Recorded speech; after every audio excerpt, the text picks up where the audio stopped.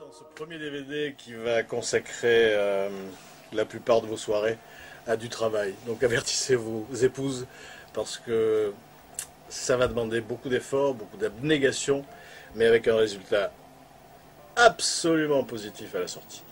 Alors on va parler de pièces.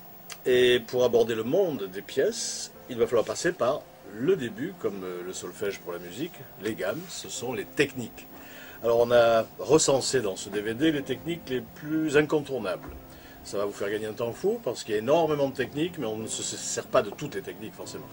Donc j'ai, de façon tout à fait arbitraire, je vous l'accorde, un petit peu comme je le fais avec les cartes, choisi les techniques incontournables, celles qui vont vous permettre vraiment de rentrer dans à peu près 80% des routines de pièces. Alors il y aura les positions, il y aura les mises en position et il y aura toutes les techniques, comme on vous l'a dit, je vais de façon récurrente encore vous dire, incontournables. C'est très important parce que les techniques qui servent réellement à faire des routines sont en pourcentage très petites. C'est-à-dire que vous avez 3-4% de techniques pour 97% de tours. C'est énorme, on croit que c'est pratiquement que des techniques, les pièces, non.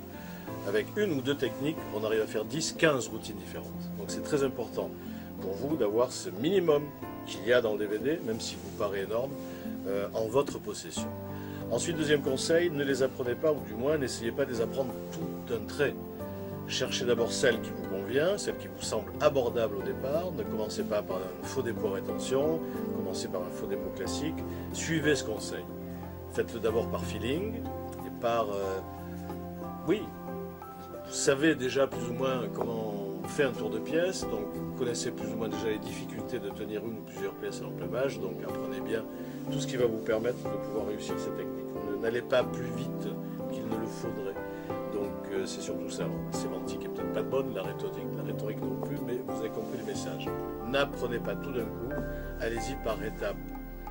Ensuite, vous aurez les conseils d'usage pour le comportemental, le gestuel, les micro-mouvements. Tout va suivre. Donc c'est un truc que je peux vous dire parce que je dis à tous mes élèves à chaque fois, n'allez pas plus vite qu'il ne faut.